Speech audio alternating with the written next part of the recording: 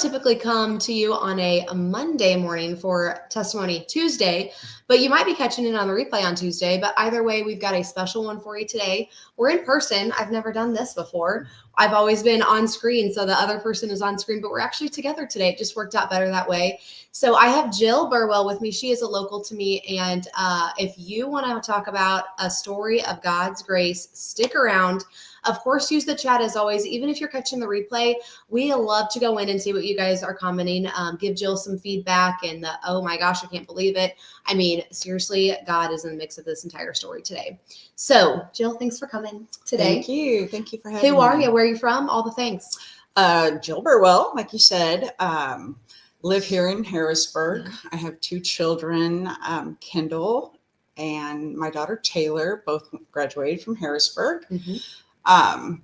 My wonderful husband of 38 years. 38. Yeah. Was an iron worker, Okay. actually for Timmy Akins. Oh, yes.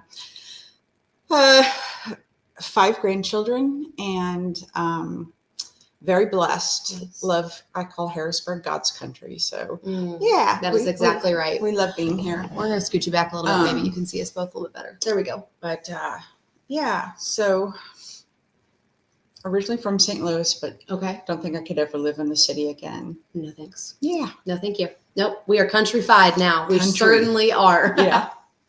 All right, Jill. So a lot of these testimonies, I don't know if you've caught any of the playbacks yet. I don't even know what this is, number 8, maybe something like that. A lot of them have been like in the deep of addiction or loss of some sort, like in their pit. But Jill's story, as you guys are going to notice, is more like in an instant. And it's just a reminder of how quickly life can change and how fragile life truly is. And so, she really wasn't in a pit in any sort of way. And I'll let her tell that story, but it was very much a in the moment car accident style. And I'm going to give you just a quick little peek at what we're talking about today, because you guys, this woman right here and her daughter walked away from this. So Jill, I need you to take me back. So we're going back to the late 1990s. 99. Okay.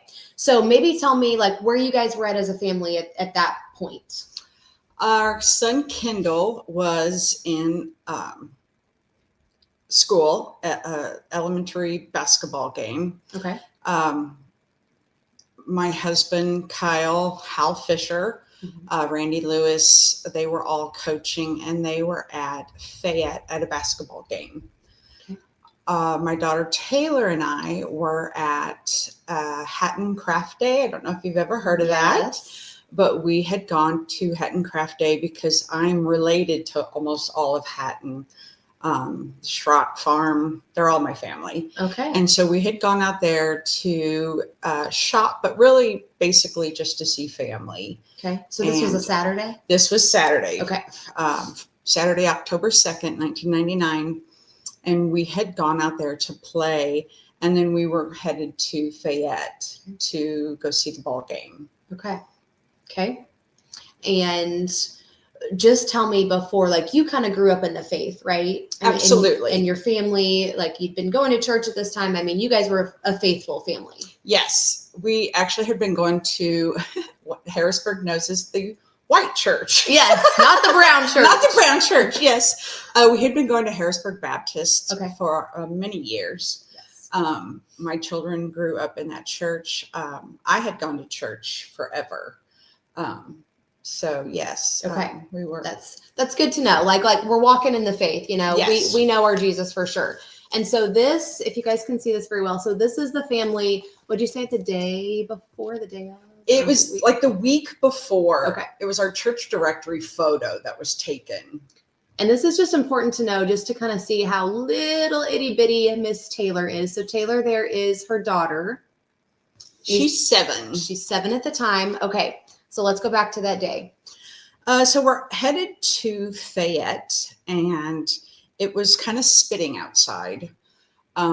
We got to right at Cracker Barrel. Okay. On Highway 70, and there was a car wreck, and I came to a complete stop. And I do not like stopping on I-70.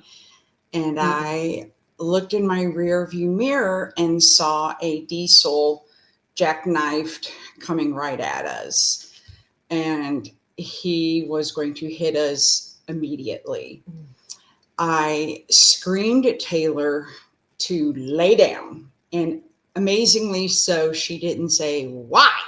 Right. Which was normally what she would say. And she's in the back. She was in the back, in the middle, because Taylor was always very curious and liked to see what was going on. She's a very curious child.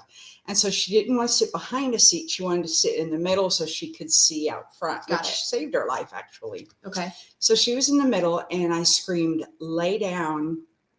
And she was buckled in. And I was not, which also saved my life. Because I thought wherever this little girl goes, this chunky chick is going with her. Amen. And so I kicked off the steering wheel with my left foot, and I reached behind in between the seats, the console, and the hood, or top of the car, whatever you call it. And I was going to grab her. And I thought, wherever she goes, because you see in movies and stuff that, that get hit and the person goes out the front window. Yeah. Right. So I thought, wherever she goes, I'm going with her. Okay. And so I was going to grab her. Well, when I kicked off of the steering wheel, I grabbed a hold of the headrest on the passenger seat to pull myself through, because I'm a little big. I'm chunky. Busty. Yeah. And I call myself fluffy. I'm not fat. I'm fluffy. Yeah, we got a bust. And I'm fluffy. So I pulled my fluffy self in between the seats to be able to grab her, because she had laid down, but she was buckled up. So all she did was lay her trunk down. And this is, we're talking seconds, right? Seconds. Yeah. Literally, lay down, bam, hit. And so I grabbed, just could barely touch her, and was hit. And we started to move, and Taylor screaming, what's going on? And I just said, just hold still. And I immediately started feeling weight on top of us. And my leg was the first thing that got pinched. Was my left leg. And it was because it was above the steering wheel. Right. And it got 100% pinched. And I thought, I've got to get this off, out before I can't. Right. And so I was like, no matter how hard this hurts, I'm going to pull this leg free. And I couldn't. Okay. And then my wrist got pinched. And I thought, okay, I got to pull this free. And I couldn't. And the weight kept coming and kept coming.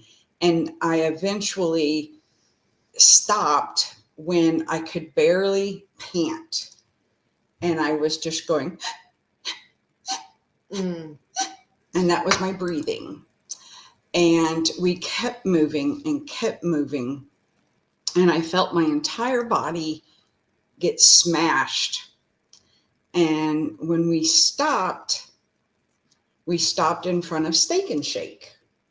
Okay. And I knew where we were because my head was like this, hanging off of the, the middle,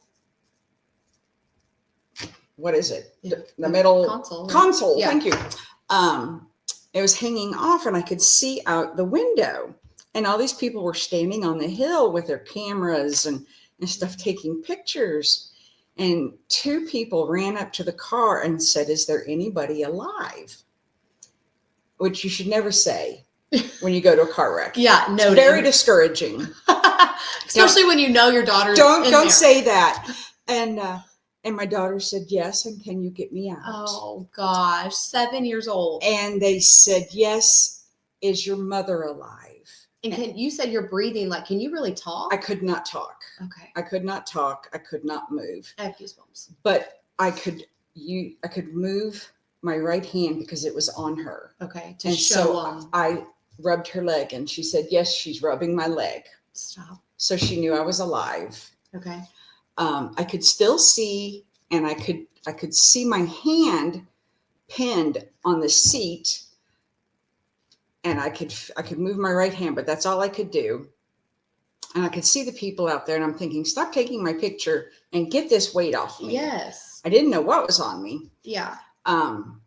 But I eventually watched my hand curl up into like a deformed, gnarled hand. When your foot goes to sleep and you get the pins and needles, my entire body did that. Gosh. And when it started doing that, I started getting panicky. Sure. That's a really odd feeling to have your whole body do the pins and needles. And do you have to focus on breathing at this point? Like, I can imagine. I didn't, because I was more worried about Taylor. Yeah.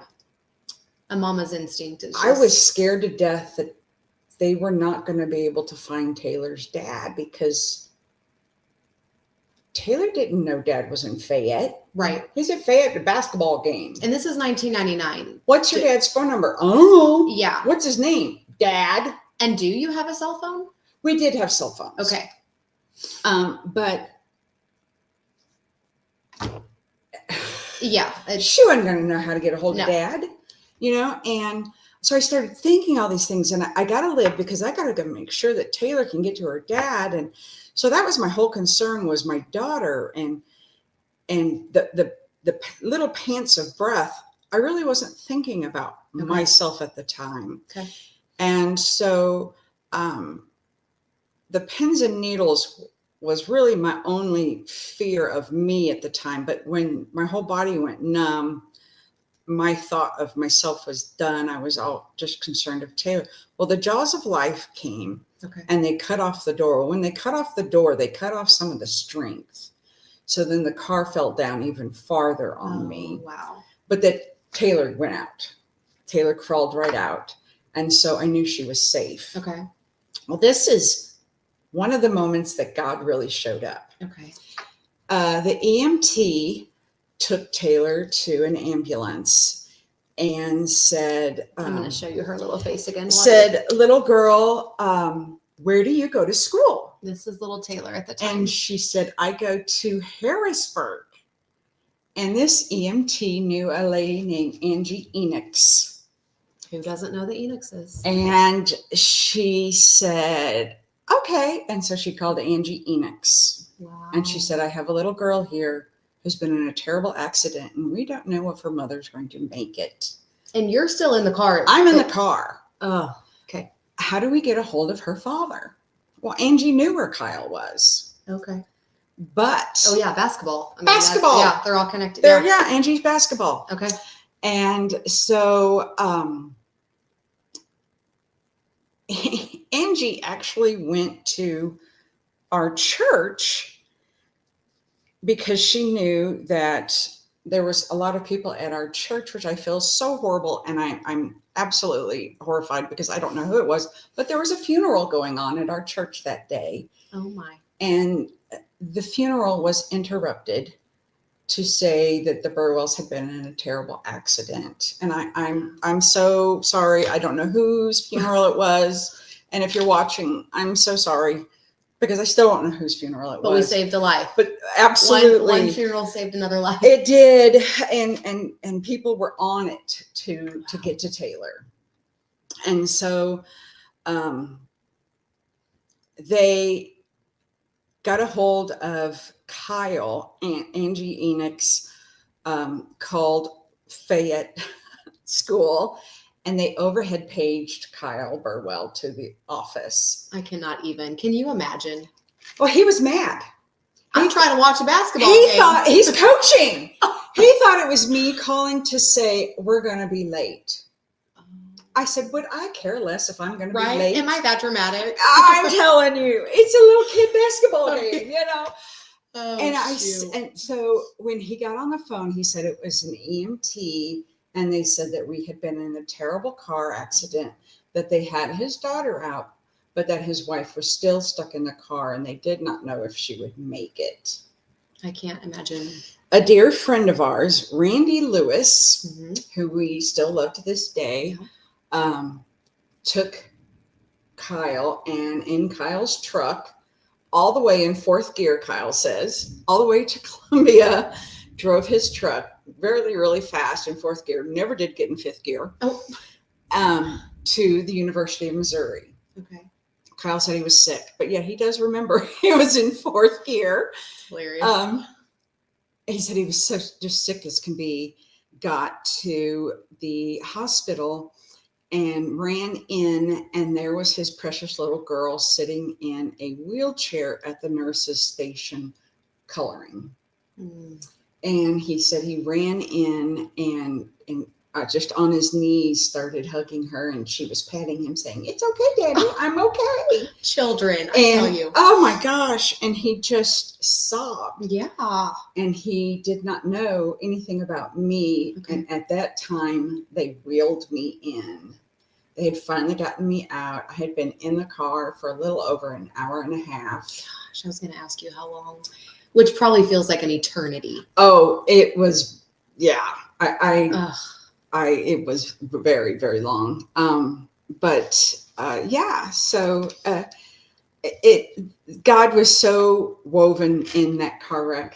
Yeah. It's amazing, all the things. I had forgotten to wear my watch. Okay. That day. I don't like to wear big clunky men watches, so I had this huge watch. Yeah. But the band was all diamond, crystally diamond looking things, because I'm all about the bling. Bling. And yeah, bring on the bling. And I forgot the watch. Had I wore that watch, that 7 tons was dumped on top of my car. 7 tons. It would have pinched my wrist, and I probably would have, who knows, right, a hand, or at least severe damage. I didn't have my watch on. I mean, 7 tons on top of you alone, and you walked in here perfectly fine today, years and years later. Not paralyzed, nothing. It's just, I should be paralyzed if not dead. Yeah. Unreal. Yeah. I had shoes. I did hair at the time, so I was all about dressing funky and bling. My shoes were made out of tire. Okay. And I meant to bring my shoes because I wear them every October 2nd. Oh. But they literally, the heels are this big, and they're tire. They're rubber tires. Okay. And I mean, they weigh so much that I can't awesome. Hardly wear them now because they're so like clonk, right, my back. But they held 7 tons up and did not have my foot get smashed because I had 1 foot on top. And that 7 tons was laying on top of that, and it did not smash my foot. It's unreal. We'll see if we can show you some of these too. I pulled up the picture. Was right there. Okay, so let's show them this here. And this, I could tell in one of the pictures, well, maybe this one here. It looks like it's labeled, what does that say? A conveyor belt. Yeah, it's a 7-ton conveyor belt. That's this one right here.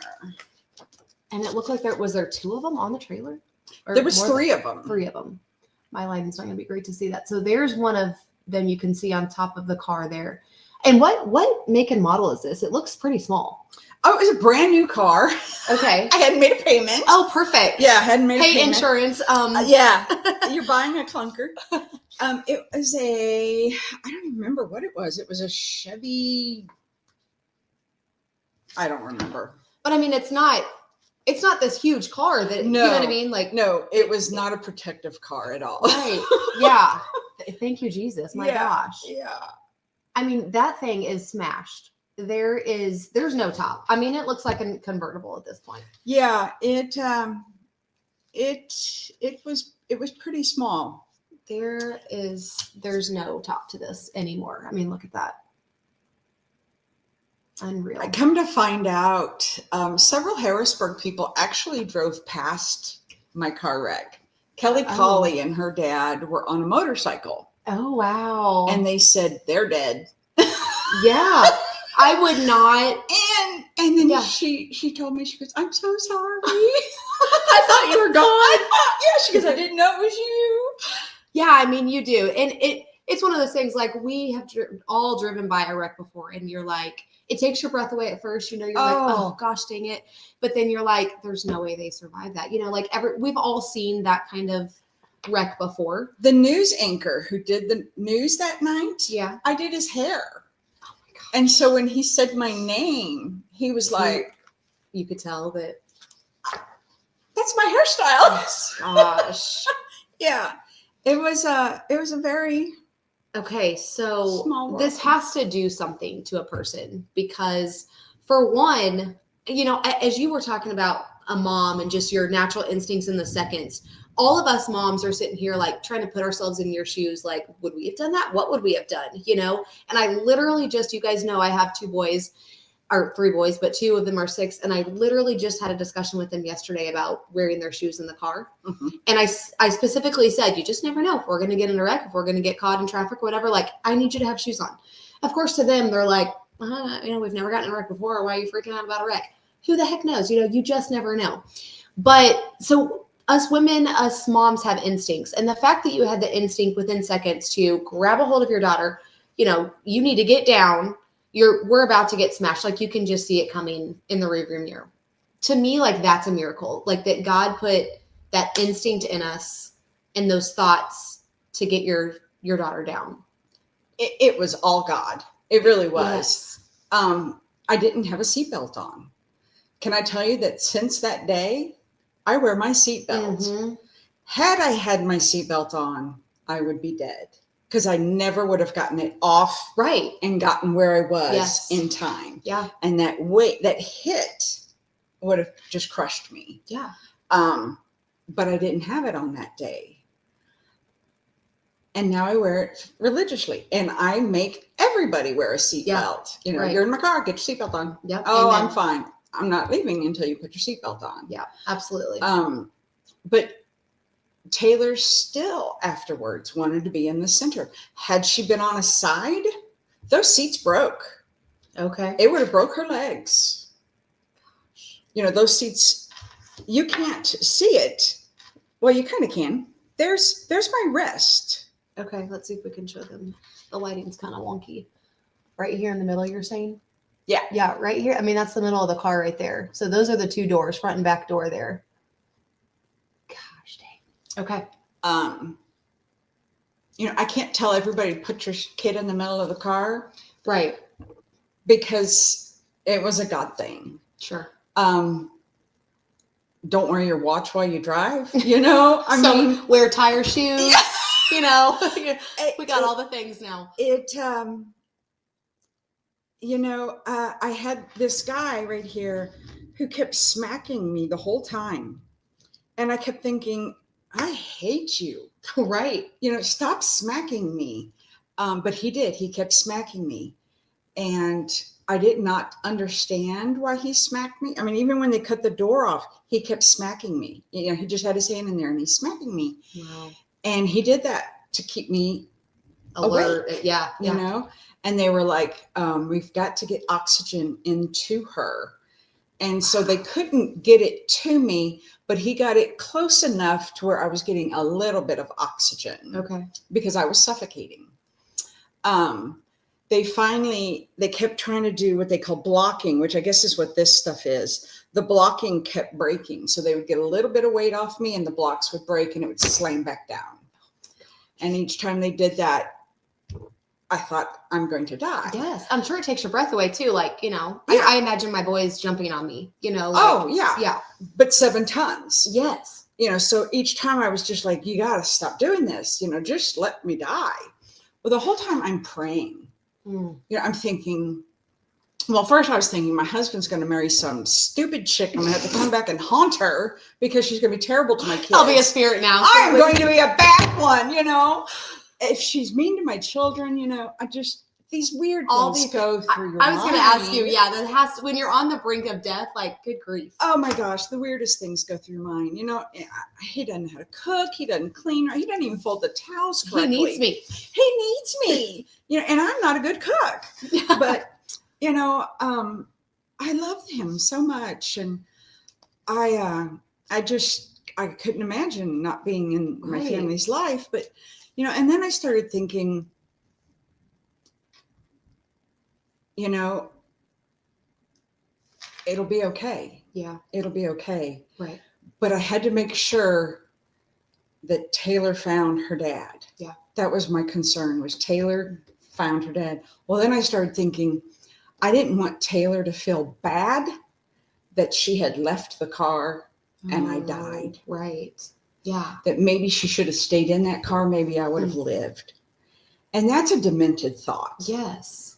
But I thought that, I thought, I don't know. Maybe that's a pride thing. I don't know. Yeah. But just I thought, the human brain. Like, that's hard not to. Maybe she thought maybe I should have stayed with Mom, and so I was like, I gotta live because I don't want Taylor to feel like she should have, and so all these things going through your mind, and I don't know, for an hour and a half, you said. For an hour and a half, you think of a lot of things. Yeah. So Travis, his name was Travis Gregory. Amen to the first responders. They're the best. Amen. Travis Gregory kept smacking me, put some oxygen in. And then a man named Harley Hyde, who is retired. Actually, he's passed now. But Harley Hyde was a firefighter.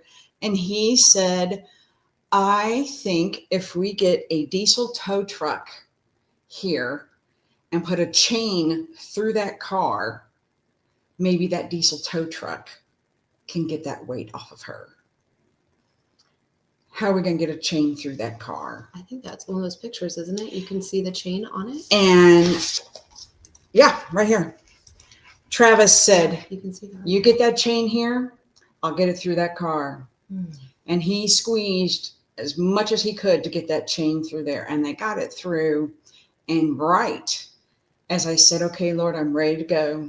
And I started saying the Lord's Prayer over and over and over again. And the weight came off. Like you could feel it. Yeah. Instantly. And I was like, wow, why didn't I just give up an hour and a half ago? Yeah. I didn't know if it had been 10 minutes or 10 hours. I didn't know the time. Yeah. But I was just like, wow, why didn't I do that a long time ago? Instead of think of the Lord's Prayer, it's all we need to say. All I needed to say was, I give up. I'm ready to go to heaven, Lord. And so I do remember them pulling me out and putting me on a hard board.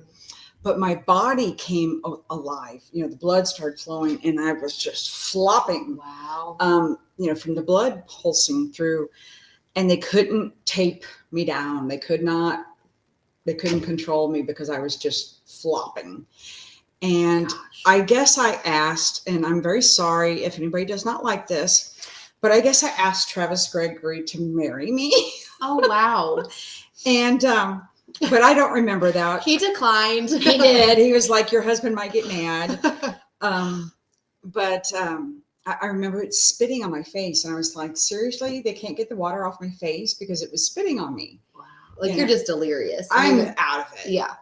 I remember very little pieces of this. I remember being in an ambulance and them cutting off my clothes. And I was like, seriously, this is the only good bra I have. Oh gosh. The bra. Can you just let me take it off? I had one good bra. Right. Just stupid things like, don't lose my shoes. I love my tire shoes. We've got those though. Don't you worry. I do have my tire shoes, but just ridiculous things. Sure. Yeah. And then I don't remember getting to the hospital. I don't remember any test. I guess I passed out many times. That's what I was going to ask you. I guess I threw up in the car. Okay. I don't remember any of that. I would think that you would pass out. My gosh. I mean, I did all that. I did not know that. I just remember bits and pieces like him smacking me and thinking how rude. Yes. And him saying we've got to get her some oxygen. So it makes sense that, they do it all for a reason, but then I'm saying we got to get her some oxygen because she's passing out. Okay. But it was, I was in a body brace for a year because I did not break anything. Okay. That's what I was going to ask you. I did not puncture nothing broken. Anything. Gosh, how in the world? God took my body and moved every organ. My spine loosened up and twisted. My hips totally flipped. They're pressing on me and they're like, wait, this is her kidney up where her lung is supposed to be. wait, this is her bladder where her bowel is. I mean, everything moved. And they kept me for a few days because nothing made sense. Something has got to be broken. So they did test after test. And I can remember I kept waking up, and every time I'd wake up, here's this guy staring over me. And I'd look up, and it was my brother, Lance, who was a military. Okay. And I'd be like, and I'd pass back out, and I'd wake up, and there he is looking at me. And finally, I'm like, what are you doing? He's like, I'm making sure you're alive. Oh. And this is a guy who does not show emotion. He's military. But his sister. And his baby sister. Mm. And I just, I had friends come see me that I don't remember. I remember Devin Skaggs. Now, what an odd name to remember, but I remember Devin Skaggs, who was dating my cousin Megan. Yes, okay.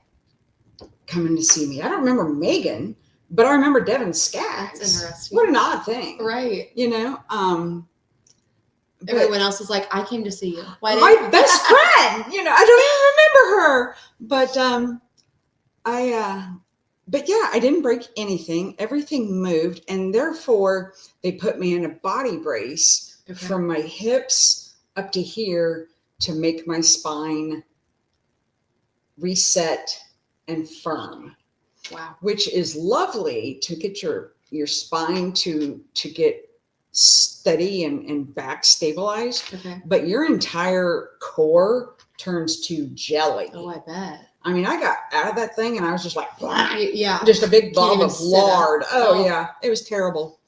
And I could not wait to bend and touch my toes. Oh, the little things. Just the little things, to bend and touch my toes. But I had a babysitter for 2 weeks because I had double vision. Oh, okay. Which is a terrible thing to have. Yeah, I've heard. Because you can't read, you can't walk. Everything makes you sick. Yeah, you're dizzy 24/7. Yeah. But as soon as I could, my husband would not let me see my car, but I knew where I was in that car, and I wanted to see it. Okay. So as soon as he left me alone, I told my best friend who was babysitting me that day, I said, Pam, take me to my car. And she did. Mm. And in the floor of my car was my rear view mirror, which is what saved my life, was looking in that rear view mirror and seeing this trucker jackknife right behind me. And I grabbed that rear view mirror, which I still have. Oh, wow. And sweet tarts, which I love sweet tarts. And I had a roll of sweet tarts on the floor. So I grabbed my sweet tarts. You need those back. I need my sweet tarts and my rear view mirror. Wow. And a brush. And I was like, my car will be easy to find. It should be 2 feet tall. And as you see, it is literally 2 feet tall. Yeah, it is smashed. Like I said, it looks like a convertible. Yeah. Yeah, I had my convertible that I always wanted. That's a good picture. But yes. I don't know if I've shown this one. It was on the backside. That's the convertible now. That was not originally a convertible. Now you said you threw up. Was there any other, like, you didn't bleed? Like, you didn't get cut in any way? Like the car wasn't. I had, you know how you hear people like paralyzed people or people that don't move enough get pressure sores? Yes. I had pressure sores on my back. Okay. From the weight being so heavy. Wow, yeah. That it killed my skin. Whoa. And so and they didn't even see them when I went to the hospital because they were looking for other things. Yeah, yeah. And all they saw was, little red dots. Well, those red dots grew until I had very painful, these are painful. And they were like, what? Oh, wow. Dang. And then I had all these pressure sores on my back and down to my hip, where the weight had been so heavy that it literally killed the skin. Weird. So did you have to skin graft, or how do they? No, they just let them, die over time and repair themselves. Mm-hmm. The body is crazy amazing. Yeah. So that was my sores, and then I have psoriasis. So my psoriasis went crazy, and I was covered in psoriasis. Wow. And nerve pain. I had a lot of nerve pain. Yeah, I can imagine. I had a lot of nerve pain. I had my right leg which was pinned, Mhm. you know, on the console. Since my hip was twisted, my right foot drug, you know, Wow. for a long time. So I went to 4 different physical therapies. Mhm. Each one specialized in a different part Get of your the body. strength back. I mean, you Mhm. said your abdominal alone, like you had to Mhm. focus on that. Mhm. What about like PTSD? Did you have any sort of Oh my like? gosh. I still have PTSD. I would too. I don't like I-70 as it is. Oh I can my only gosh. imagine. Yeah. I couldn't be in a car for a long time. Okay. I couldn't drive forever. My husband, we would get in arguments because he was constantly going to wreck. You know, and he's like, honey, you know, I'm going like this, you know, and he's like, Oh you're gosh. going to make us wreck. Right. You know, because Oh if gosh. he's 3 feet from the side of the road, you know, I'm like, you're going in the ditch, you know, and Yeah. he's like, oh my gosh, you know, and Gosh, but PTSD is so real. Like I can only imagine. it was terrible. And I finally, you know, was getting pretty good. Well, then we went to a Mizzou game because we're Mizzou football ticket holders. And we had won our first game. We were all high, you know, we're at the stoplight and we're woohoo and all excited. And we're stopped at a stoplight and this chick rammed us. And it set it off Oh, I bet. all over again. I mean, I was scared to death to drive. I couldn't be in a car. It was like, seriously, this is years ago. Sure. You know, it'd been 10, 15 years and it was all right back. Yeah, that trauma is just. I mean, we're happy. We're excited. You Yeah, know, woo-hoo, over we with. won. And out of the blue, it wasn't a hard hit. Yeah. But out of the blue, we got hit in the back. Mm. You know, and she was like, I'm so sorry. You know, and I was just like, you don't even know. You have no idea what you just did to me, you know. And my Oh, husband was just like, shoot. you've got to be kidding Right. me. Of all the people. You have no idea what you just did to my life, you know. I just got her driving again. Oh my gosh. Well, like we went to Kendall's house. Kendall lives out at Hatton Exit. Oh yeah. And if you go out that way right now, I-70 is horrible. You Yes. drive down one lane or the other lane and there's concrete pillars on both sides. Yes. And I went out there last weekend and I was the one driving, which I don't have a problem with driving now. But that day I did. Yeah. I was driving and all I could see was I'm in this lane and I'm going too slow. Mm-hmm. I'm going like 55 and I think the speed limit's like, I don't know. Maybe I was going 50 and the speed limit's like 55 or 60 or whatever, but I'm going too slow, which I don't care. Yeah. But they're all going at least 65, you know. Yeah. And the other lane, there's all these truckers and I see truckers all the time and they're going like this, you know, and I'm just like, how are they driving down this little lane? Right. Taking up every inch. Every inch. And I know they swerve. They're going to swerve. Mm-hmm. They're going to come to they're going to kill me. Mm-hmm. And by the time I couldn't take the Millersburg exit, because you can take the Millersburg exit and take a roundabout way to get to Kendall. So I'm taking the Millersburg exit. Oh, no, you can't. It's blocked. Oh, so I had to go to the Hatton exit. By the time I got to the Hatton exit, the whole time I'm driving, I'm going, Jesus, take the wheel. Yeah. Jesus, take the wheel. Tense. And Kyle's over there. He's not going to say a word to me because he knows Mama's having a absolute anxiety meltdown. But she has my life in her hands now too. I'm absolutely going to kill him. So I'm just like, you know, tears are coming down and I'm just like, Jesus, take the wheel. Mm-hmm. Thank you, Jesus. I love you, Jesus. Jesus, take the wheel. And I get to the exit and I almost didn't even take the exit because it stops right before the exit and I'd have hit the ditch. But I got to go a little farther and I take the exit and I pull over and I bawl. Oh. I just bawled and Kyle goes, get out of the car and drive. Yep. And Chinese fire drill. Oh my gosh. I'm taking it. I said, okay. That's so real though. It's never, ever going to leave me. No. It's never going to leave Taylor. Yeah. We get next to a diesel truck and we fly. Taylor and I both do. Sure. Give us a ticket. We don't care. So she has core memories too. Oh, Taylor. I mean, it's 7. Taylor flies past diesel trucks. Okay. Her husband, Brandon, flies past diesel trucks. Just knowing. For Taylor. Yeah. Gosh dang. Yeah. I don't like them and I haven't been in that situation. So. every time we pop over the hill on I-70 towards the Cracker Barrel exit, I have an anxiety attack. It just all comes I'm just flooding like, back to dear you. Jesus, let me take this exit because that's my exit to go home. Okay. You're like, please let me go. And a week after my car wreck, or our car wreck, I felt so bad because a father and son had the exact same car wreck as we did with a diesel truck on that exit. The truck hit them, caught fire, and the father and son died. And I felt so guilty. Yeah. Yes. Because we didn't. Right. And then you have to go like, well, thank you, Jesus, for saving my life. But why didn't he save? Why didn't they? Yeah. And that poor family. That's hard. Yeah. That's when you go, why, God? Yeah. Yeah. But the trucker that hit us had been driving a truck for 2 weeks. Okay. And you said you had a picture. Yes. Somewhere. Right here. Okay. 2 weeks on the job. He just got here from Africa and they trained him for 2 weeks. And I felt so sorry for him. I know. I was just thinking because don't you know he was scared to death? Right.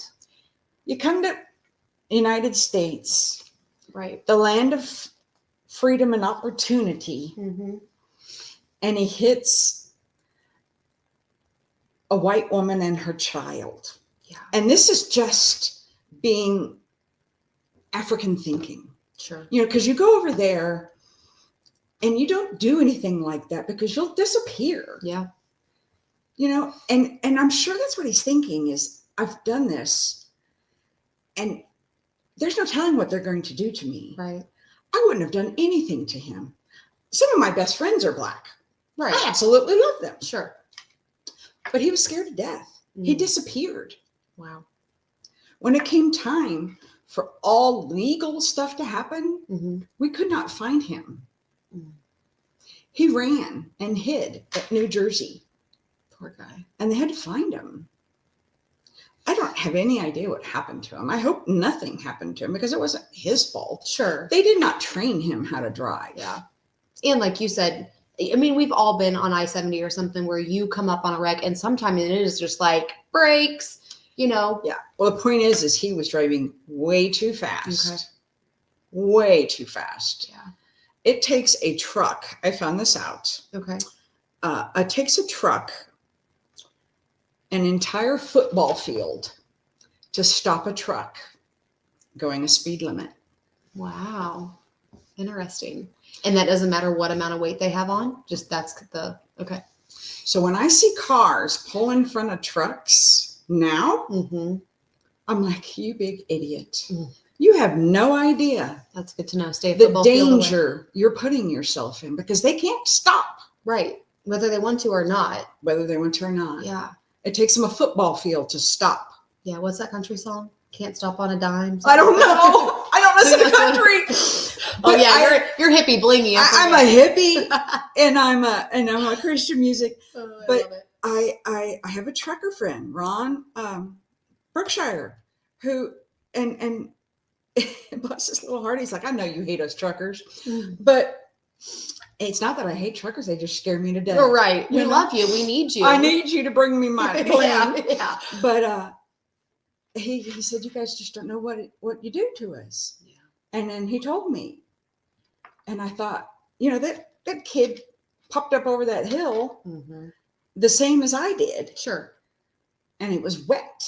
And here was this line of stopped vehicles. Yeah. And he slammed on his brake. Yeah. And his back of his truck came up and went ahead of his truck. Oh, okay. And he thought, holy guacamole, now what do I do? Yeah, I mean, there's no stop. I'm taking everybody out. Yeah. And that, it looked like the trailer just basically plopped right on top of it. It just rolled right on top of my car and drug us. Oh, gosh. He looks young, too. Oh, yeah. He looks really young. And nobody even noticed him in that picture but me. Finally, I was like, who's the guy in the PJs? And they were like, oh, my gosh, that's him. That's the driver. That's the driver. I mean, in that moment right there, you're walking around, there's people trying to save your life. And he's thinking, oh, my gosh. I just took a life. I just killed Yeah. Whoever's in that car. Right. And yeah. He probably didn't know that there was you and your daughter, but yeah, that they were at my hands, my decision, my last minute. Yeah. Yeah. So this has to do something to a person. How old were you? She was 7. Oh my gosh. I don't know. You don't remember? No. Do the math for a second. No, I mean, you don't have to give me exact. I'm just trying to think. Like, I'm 35 now, and some of us, listening to this might have had a situation similar where, in a moment, like you were either, or maybe somebody that was by God's grace saved. Yes. And before, I just go by my merry life, right? I'm doing the things, I'm happy, go lucky, whatever, believer, all the things, just went to church Sunday, summertime, kids are home, like living our lives. But there has to be something that switches in a person where you literally meet death and you see, like, I'm about to go to heaven. Like, something has to change in your mind. I mean, just tell us, you said don't sweat the small stuff. Like, how did that change your life did you figure how old you were? 26. 26. 26. I was 26. Gosh, you were young. I was young. Well, Okay. Taylor's now 32 and she was 7. Right. Okay. My beautiful daughter, who I love more than anything in the world, bless her soul, is the most klutzy person I know. Okay. Good job, Taylor. She would break anything in the world. I'd come home with groceries. I'd have a brand new gallon of milk and she'd go to put it in the fridge. She'd drop it and that plastic gallon would break.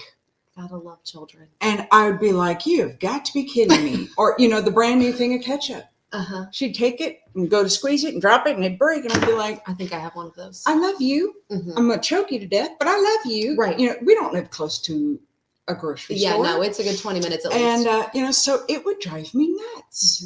Mm-hmm. And I'd clean it up. I'd just clean it up, And then after something like this, I'd just take my milk and pour it on the floor. Right. It does not matter. I'm glad you're here. Milk. Yeah. It's milk. Yep, I needed that. Who cares? Yeah, that's so true. Oh my gosh. I should have lost her. Right. Easily. Or the fact that you were still there to clean up the milk. Could have lost her and me lived. Yes. That would have killed me. Yes, that's true. That's a word for sure. Yeah.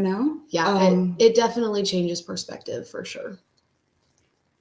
The world is full of people that want to tear you down, belittle you, especially happy people, especially Christians. And I have learned that in the work field since deciding to share my faith in the work field. Yeah, that's tough. That can be tough. That it is not a groovy thing to do. Nope. People don't like them. I sit in the break rooms and do my Bible studies, and it makes people mad. Mm-hmm. They don't like it. They don't like that you come in a happy mood every day. Yeah. They're uncomfortable with it. Yeah, that shouldn't be. That shouldn't be the case. How can you be? Yeah. This is a terrible world. Why are you happy? We're going to come over here and we're going to gossip and talk about absolutely everybody. Mm-hmm. Why aren't you with us? I don't want to be with that. That's so true. And therefore, you are our enemy. Mm-hmm. And an outsider. You don't fit in. It's okay because the Bible says that we are supposed to be odd. Yes. And I am the queen of odd. Always have been. With your tire shoes. Always have been. Like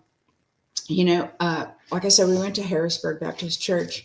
And I went to, and it's so funny because my husband and I went to 3 older men passed when we were going there. And we went to their bedside as they were dying. Mm-hmm. And all 3 of these men informed me that when they first met me, they did not like me.